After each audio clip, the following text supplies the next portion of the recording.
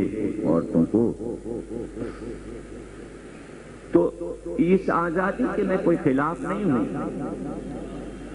لیکن میں پردہ پسند ہوں ذاتی طور پر، اور اس لیے پردہ پسند ہوں کہ یہ نہیں میں چاہتا کہ میں ساری دنیا کی مسلمان عورتوں سے یہ کہوں پردہ کیا کرو. اگر مجھے پردہ پسند ہے تو میں سب کو دعوت دوں پردے کرو، پردوں میں بیٹھ جاؤ، منہ چھپا لو. مجھے کیا غرض ہے، گھومو پھرو جاؤ جو چاہے کرو. میں پردہ پسند اس لیے ہوں کہ نبی کی بیٹی نے ایسا پردہ کیا کہ آج سوچ سوچ کے ایک فخر محسوس ہوتا ہے. بھائی اس لیے میں پردہ پسند ہوں. کوئی پردہ کرے یا نہ کرے، ہمیں کیا کرنا ہے؟ ہمیں کیا کرنا ہے، پردہ کرے یا نہ کرے. اس لیے کہ حدیثیں بھری پڑی ہوئی ہیں. آپ گھومیے پھر آپ کو یہ بات کیا اچھی نہیں لگ رہی ہے؟ دیکھیے اگر میں ابھی پڑھنا شروع کر دوں پردے پر، جیسے کلب صادق وغیرہ پڑھتے ہیں، تو عورتوں میں فوراً ہنگامہ شروع ہو جاتا ہے. عورتوں کے خلاف پڑھیں، عورتوں کے خلاف پڑھیں. میں عورتوں کے خلاف کبھی پڑھتا ہی نہیں. اور جبکہ بیوی کی مجلس ہو رہی ہو تو میں کون ہوتا ہوں عورتوں کے خلاف پڑھوں؟ میں کسی سے کچھ نہیں کہتا، نہ میں مردوں سے کچھ کہتا ہوں، نہ میں عورتوں سے، اس لیے کہ میں کوئی فتوے تھے وہی دیتا ہوں. میں تو آئیڈیل دکھاتا ہوں اور وہ بتاتا رہوں گا آپ کو، قوم کو سمجھاتا رہوں گا کہ کیا تھا وہ دین جو غدیر خم پہ جام ہو گیا، آگے نہیں پڑھ سکا. ہاں اگر وہ الہی دین چلتا اور سیاسی دین نہ آتا تو میں سمجھتا ہوں کہ نہ آدھا چہرہ کھلا ہوتا نہ پورا چہرہ کھلا ہوتا، وہی ہوتا جو قرآن میں ہے. تو کوئی بھی شریعت کا حکم نہیں چل رہا ہے تو میں کون ہوں کہ میں آپ کو شرعی حکم دیا کروں؟ جب کسی مملکت میں اسلامی نظام ہی نہیں چل رہا تو کون یہ کہے گا یہ حلال یہ حرام؟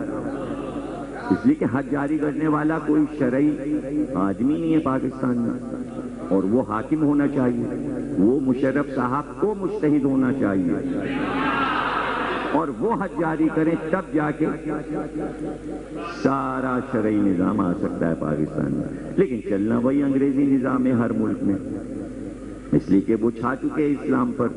آپ کو وہی بینکنگ کرنی ہے، وہی انگریزی کورٹ میں جانا ہے،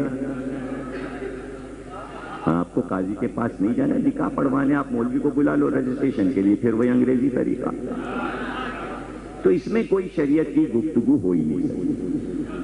ہاں سناتے رہو، بتاتے رہو نبی نے کیا کہا، علی نے کیا کہا، کردار کیا پیش کیا، سیرت کیا پیش کی. پسند آ جائے، دل جھکے، اس میں سے جو چاہے پھر یہ موتیاں اٹھاتے جاؤ، لیتے جاؤ.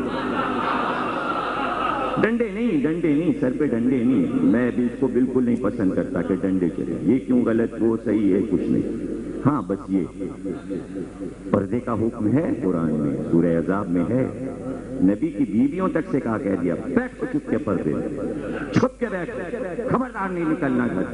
جب نبی کی بیویوں کو ڈانٹ پڑ سکتی ہے تو تمہاری بیویاں ڈانٹ نہیں کھا سکتی کیا؟ آزاد ہو گئی کیا وہ؟ پردہ تو ہے. نبی کی بیویوں کو قرآن میں ڈانٹ پڑی ہے کہ پردے میں بیٹھو. بیٹی سے اللہ نے نہیں کہا.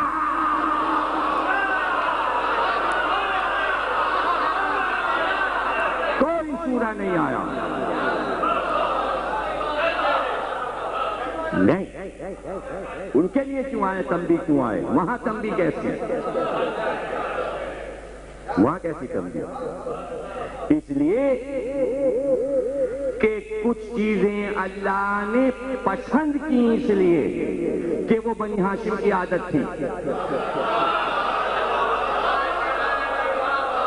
جیسے الحمدللہ کہنا ابو طالب کی عادت تھی. اتنا کہا الحمدللہ کہ قرآن ہی اللہ نے شروع کر دیا. ابو طالب کا تقیہ کلام تھا الحمدللہ.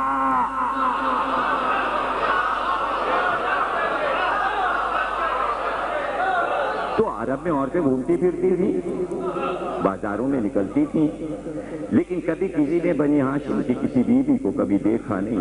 ابراہیم سے لے کے سارہ، ہاجرہ سے لے کے فاطمہ بنت اسد تک اور آمنہ تک، اسلام آنے سے پہلے۔ لیکن یہ تو بنی ہاشم تھے، خدیجہ کا قبیلہ قبیلہ بنی اسد ہے، وہ 5ویں پشت میں جا کے نبی سے اوپر ملتا ہے شجرے میں۔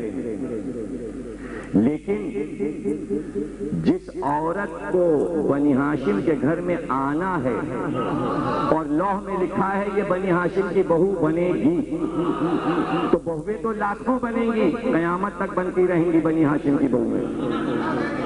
لیکن لوح پہ ساتھ میں یہ بھی لکھا تھا یہ بہو بنے گی، یہ بھی بہو بنے گی، یہ بھی بہو بنے گی، یہ بھی بہو بنے گی، لیکن آگے کی بات جگہ خالی تھی اور کہیں کہیں لکھا تھا یہ بچے کی ماں بنے گی اور یہ بچے کی ماں بنے گی، یہ نہیں بنے گی، یہ نہیں بنے گی، یہ نہیں بنے گی، یہ نہیں بنے گی۔ تو جہاں امانت دار بن رہی ہے بہو، تو وہاں لوح میں یہ بھی لکھا ہے کہ بہو بننے سے پہلے چشم فلک بھی اسے دیکھ نہیں سکے گا۔